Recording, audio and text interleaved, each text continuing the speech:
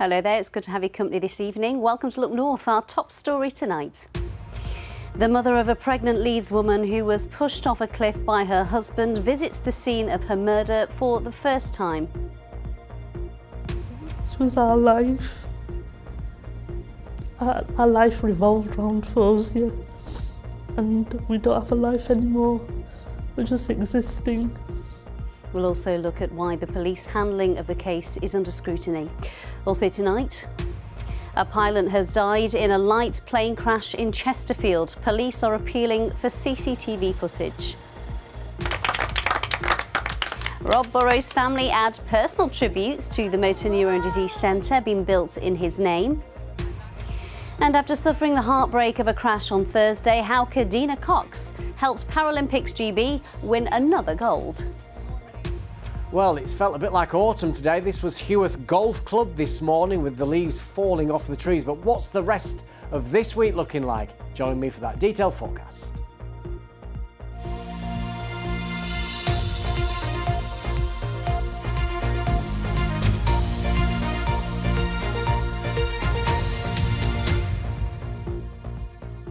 Hello, it's lovely to be with you on this Monday evening. First tonight, a mother from Leeds has travelled to the Scottish hillside where her pregnant daughter was murdered 3 years ago.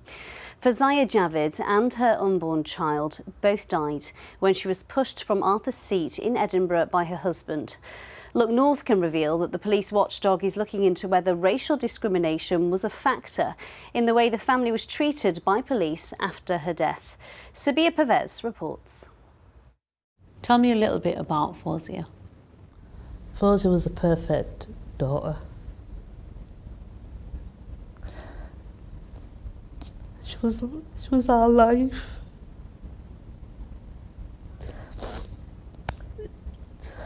Our life revolved around Fozia,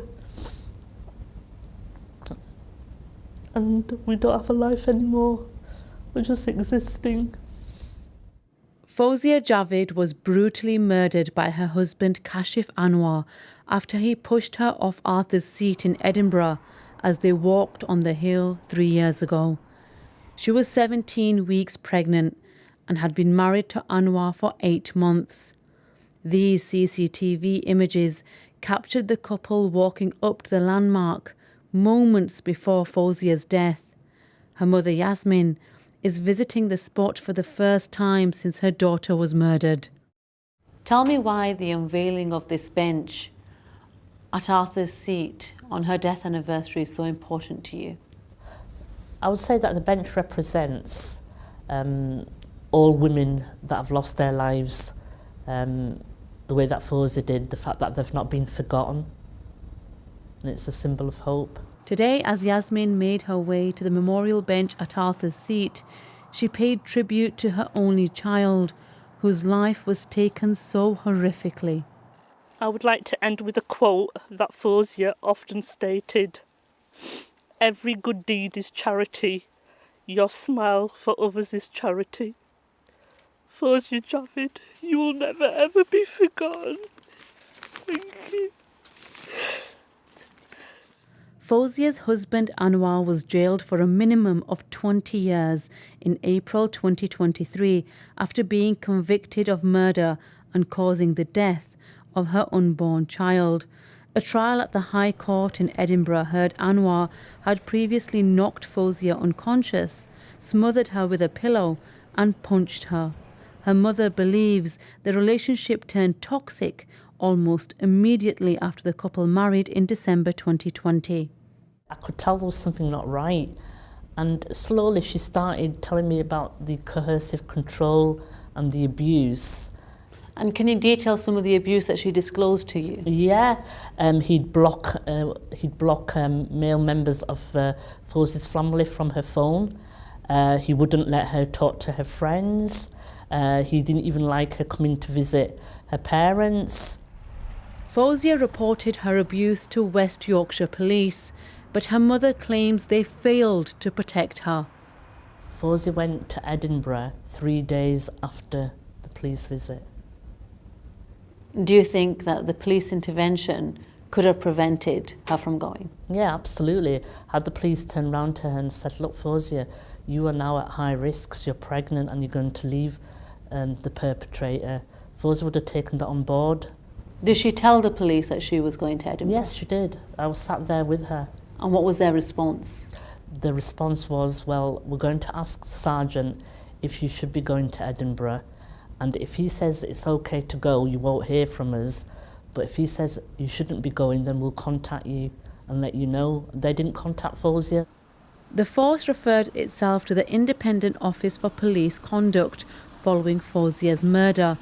3 years on, Yasmin is still waiting to hear the outcome. It's very stressful because I'm already going through the most horrific pain and grief, and I don't need that on top. Do you think anything has changed when it comes to women's protection and safety in the 3 years since Fawzia was murdered?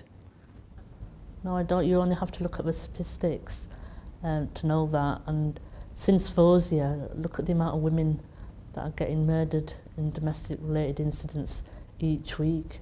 There seems to be an epidemic. Tell me what your hopes are for the future when it comes to the protection of women and girls. My hopes are that there's better protection of women, so when a woman reports abuse to the police, they take it extremely seriously and they think of this woman, sadly, as a possible murder victim. So they actually put a plan together for this woman. And tell us what life is like for you now. I don't have a life. I'm just existing. I'm just pushing through time. I'm in so much pain and grief. People think 3 years on things will be better, but they're not. It's getting more and more difficult and harder. But what choice do I have? Gosh, that's a heartbreaking interview there. Well, today we've learnt more about the police watchdog's investigation into the case. Sabia is with us. Sabia, what more can you tell us? Well, today is the first time that IOPC have shared details of their investigation with the media, and the police watchdog have told us that they're reviewing 999 calls and interviewing police witnesses to examine the steps taken by West Yorkshire Police to safeguard Fawzia. And they've also told us they're investigating 2 complaints made by Fawzia's family about West Yorkshire Police. They're also looking at whether racial discrimination played a factor in how the force dealt with and treated the family after Fawzia's death. And the force is also being scrutinised by a domestic homicide review about its treatment with Fawzia and the contact with Fawzia they had before her death. That domestic homicide review is being overseen by Leeds City Council. The council told us that they're expected to release and publish those findings next year. And as for Yasmin, well, she's working with Carmen Nirvana to raise more awareness about this issue. A really powerful interview there, Sabia. Thank you. Next night, Derbyshire Police are appealing for anyone with CCTV footage to come forward after a pilot died in a light plane air crash in Chesterfield. Now, the aircraft came down at an industrial estate yesterday. Police say the pilot, a man in his 70s, was the only person on board. Phil Bodmer joins us now from the scene. Phil, just talk us through what happened there. Well, Amy, it was just after 9 a.m. yesterday morning, as you mentioned, that when this light aircraft crashed. It came down. If you can see the orange containers behind me in the distance, it came down there. As you mentioned, the pilot, we think, was the only person on board. He was a 71-year-old pilot, local man, and the aircraft, an Vector Sportstar, taken off from nearby Cole Aston Airfield. Now, that sort of aircraft is a 2-seater.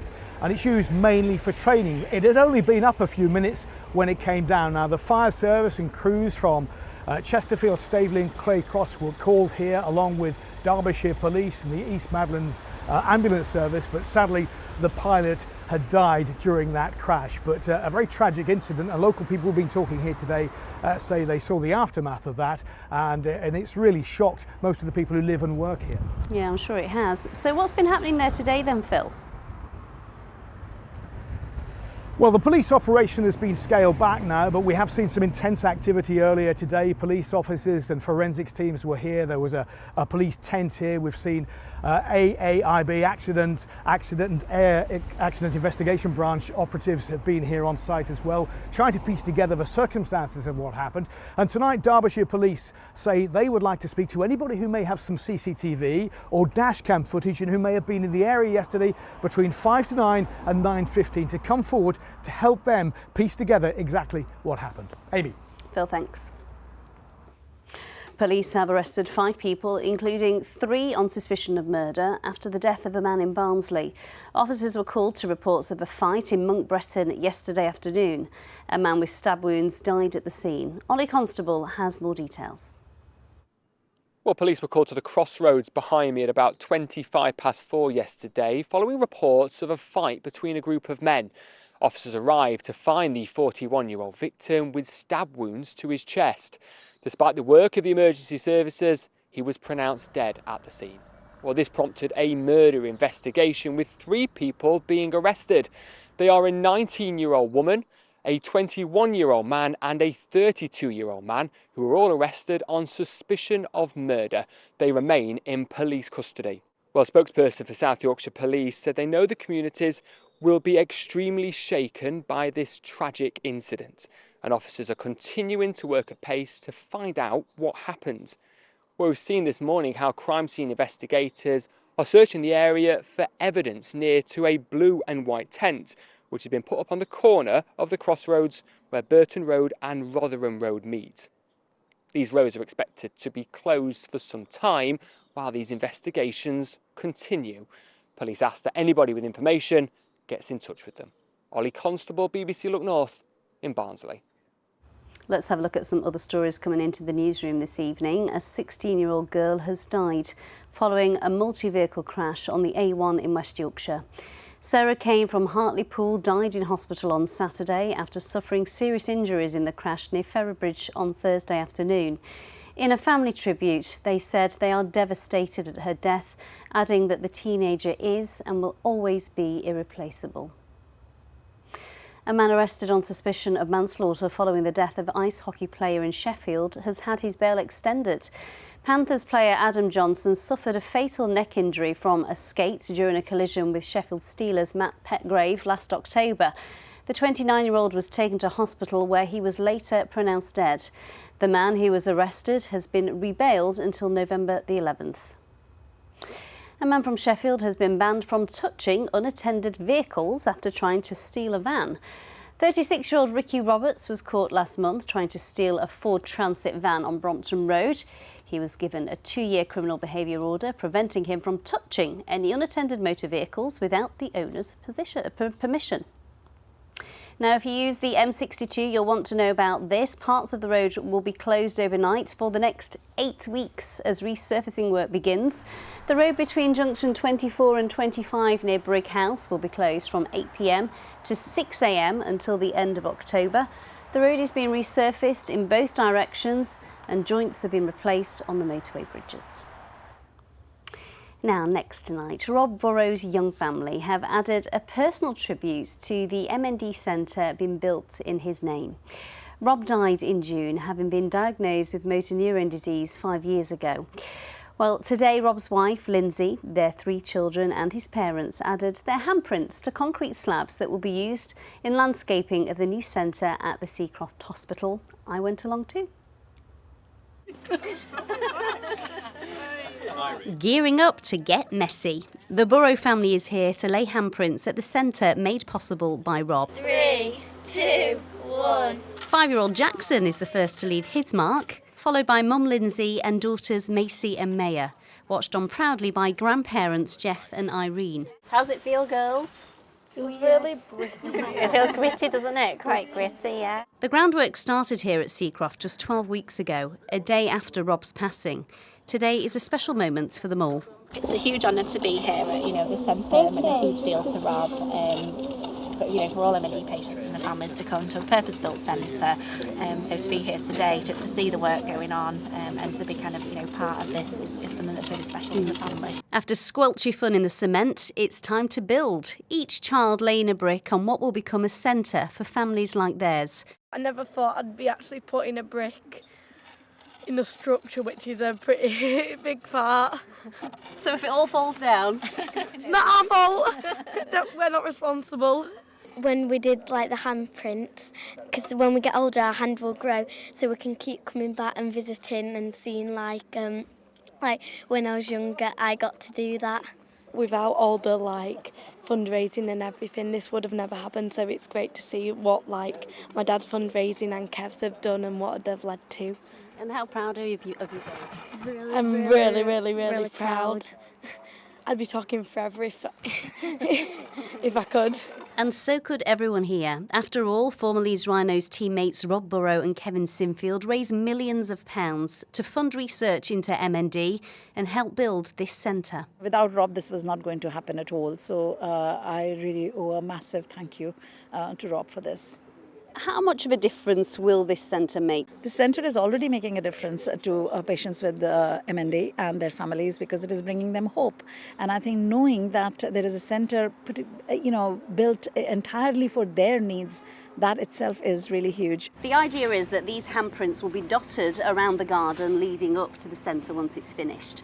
For Rob's family, it's a way for them to really connect with the work that he's done, but also show support and continue to hold hands with the MND community.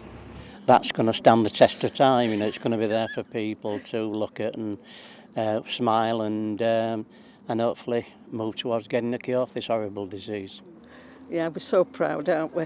I'm sure Rob will be. He'll be looking down today and he'll be so proud of his kids and Lindsay and that and what everybody's doing. It's hoped the centre will open its doors to patients as early as next summer. As the saying goes, many hands make light work. When people come together, great things can happen. Something Rob taught us all. Have you done a good job? Yours is the best brick, I think, Jackson. Yeah, you're a pro. Make me call it. Oh, such a fun and positive family.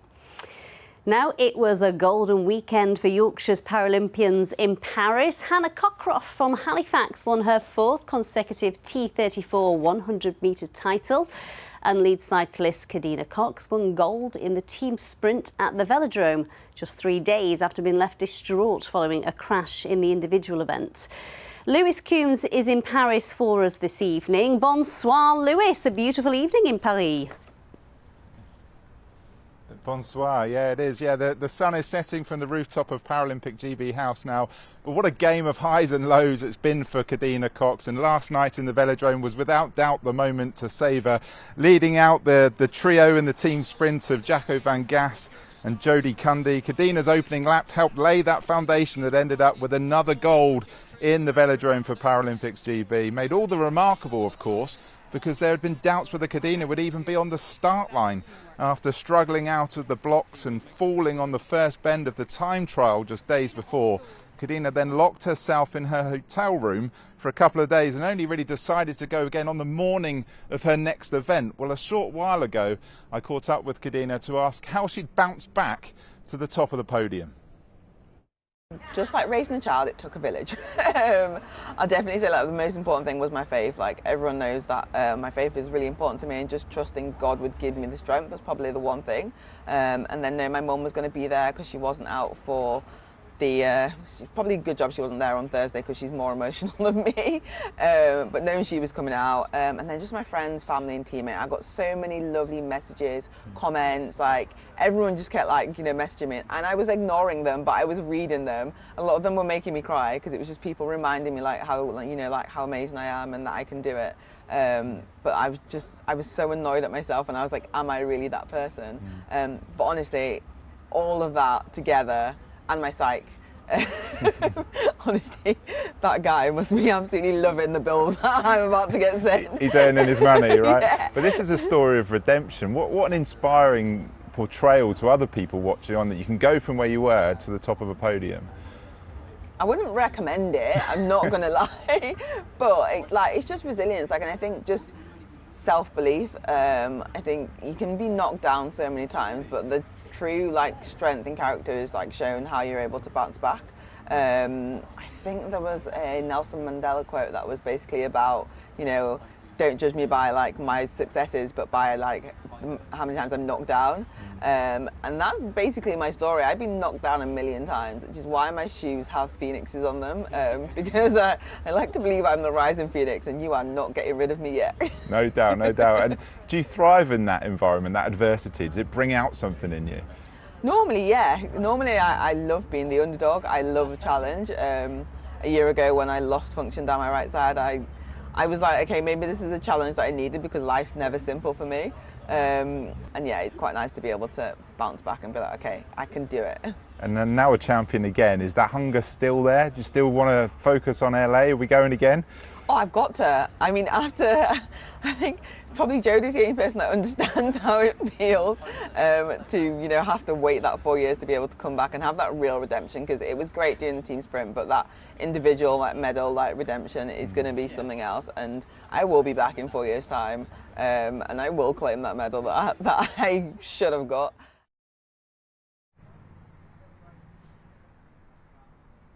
Yeah, congratulations to Cadino and also to Hannah Cockcroft from Halifax, who made it more gold medal success for Yorkshire, powering home to her 4th consecutive T34 100 metres title. That's her 8th Paralympic medal overall. Hannah goes for gold again in the 800 metres on Saturday.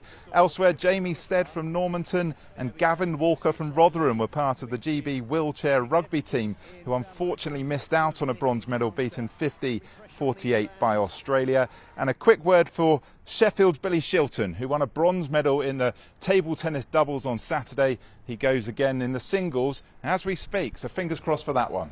Fingers crossed indeed. Merci, Lewis. Enjoy the rest of the games. Let's turn to football now, shall we? Leeds United's unbeaten run continued with a 2-0 home win against Hull, but Sheffield Wednesday suffered a 3rd straight defeat without scoring. Beth Parsons has the details. A strong Saturday for Leeds United, who won 2-0 against Hull City. It featured Matteo Joseph's first goal of the season, with Joel Peru doubling the lead in the final 10 minutes. Not so lucky for Sheffield Wednesday though, the 3rd league match loss in a row for them. They lost 3-0 against Millwall. So far in the season they failed to score and conceded 9 goals in the process, currently sitting 20th in the table. For Sheffield United, it was a win against Watford at Bramall Lane on Sunday. Callum O'Hare got the ball in the box, only for Watford's Daniel Bachmann to score an own goal within the first 2 minutes. Sheffield held on to that lead throughout the match, ending in a 1-0 win. In League One, it was a Yorkshire derby between Huddersfield Town and Rotherham United. Action very much concentrated into the end of the game. Huddersfield went down to 10 men after Danny Ward was given a red card with 18 minutes remaining. Despite that, a goal from Joe Hodge initially put Huddersfield in the lead, but was closely followed by a pair of goals for Rotherham from Johnson Clark-Harris and then Malik Wilkes in the 91st minute. A final score of 2-1 to Rotherham United. A good day for Barnsley, who struck a 3-0 lead in the first half of their game against Crawley, thanks to Donovan Pines and 2 from Adam Phillips. That was a lead they held on to until the very end. And in League Two, Doncaster Rovers and Port Vale treated fans to 5 goals in their match, but the scales did tip in favour of Doncaster thanks to 3 goals from Luke Molyneux and Billy Sharp, ending in a 3-2 win. And there were 3 more losses in League Two for our teams. Despite a goal from Oliver Sanderson for Bradford City, they were unable to grab a last-minute lead, losing 2-1 to Grimsby Town. It was a 1-0 loss for Chesterfield against Gillingham and a home ground 1-0 loss for Harrogate Town against Barrow. That's your weekend football roundup. Beth Parsons, BBC Look North. And we had a lovely sunny day yesterday, didn't we? Paul is here now with his weather view. It's officially autumn. Summer's gone, but it felt like a bit of a disappointment to me, was it? Well, that's the interesting thing. I've got the statistics in front of me. I've asked 5 people today what they thought of summer, and every one of them said it were rubbish. Now, the statistic, they did say that actually, more or less, more flowery language from 1 or 2, but I think the general perception is it's been a poor summer, but the statistics don't tell us that because it's actually been a fairly nondescript summer. We've had normal temperatures. It has been a bit cloudier than normal, but the interesting thing is it's been very dry. I've got a Met Office graphic to show you just to highlight how dry it's been. And, you know, certainly across our part of the world, we've only seen 78% of normal rainfall, which perhaps is something of a surprise. Moreover, when you sort of drill down into the local statistics, August at Leeming has been the 3rd driest on record, and it's been the driest August in Sheffield since 2003. And I think it depends when you take your holidays. The first half of June was awful. If you had a week in Brid, during the first half of June, you probably thought, well, summer was rubbish, but there's actually been some nice periods. The end of June was nice, and you know, August has been okay, even though temperatures have been close to average. Yeah, I mean, it felt cloudy and cold, but I will take that you are the expert on this, Paul. So what about autumn? What are the prospects for that? Well, the Met Office have got an experimental forecast looking at autumn, which is September, October and November, and there's quite a clear hint there that autumn will end up unsettled. There's a strong signal that it will be a lot warmer than average, but also windier than normal. So it's painting a picture of a warm but quite unsettled autumn to come. That said, the first half of September is actually not looking too bad. Oh, well, that is good news. Thank you for that. Of course, if you've got any questions you want to ask me, we do this every Monday, believe it or not. You can send it to me on WhatsApp. You can scan that QR code, so get your phone out, stop scrolling on Twitter and send me a question using that QR code on your phone. Let me show you a couple of pictures before we get on to the forecast. Well, that says autumn. That was Yeadon Tarn this morning at around about 6:30. Very dingy, misty. There was fog around as well. And the second picture is Scarborough. I don't think anybody would have wanted to venture onto the beach in Scarborough. That said, Scarborough had a nice week last week and Saturday was glorious. If you've got any pictures you want to send to me on Twitter, X, formerly Twitter, on Instagram or the Weather Watcher website, do so and you might get them on the TV tomorrow night. The headline for tomorrow then, well, it is a slow start, cloudy. There'll be a little bit of patchy rain in places at first, but it will brighten up. The afternoon looks quite nice with some sunshine in places. It's a really messy setup in the next few days. Wednesday, despite that little weather front, should be mostly dry. And then it looks as though high pressure will build and will drag in a northeasterly Thursday, Friday into the weekend. That means a lot of dry weather. There will be quite a bit of cloud at times, but also some sunny spells. Now, we're just watching a few thunderstorms across the Midlands. They could move northeastwards over the next few hours. So overnight, it's rather cloudy, a bit misty. By the end of the night, 1 or 2 of those showers still there with lows of 12 or 13 degrees. For tomorrow, high water times in Scarborough at 5:10. Very quickly, it's a slow start in the morning, cloudy, a few showers around, but a good improvement pushing down from the northwest for the afternoon. A live forecast at 10:30 with more details. That's it. Back to work, back to school. Mabel starts high school tomorrow. Can't believe it. Good luck to all the new school starters. Get your tissues, parents. Bye-bye.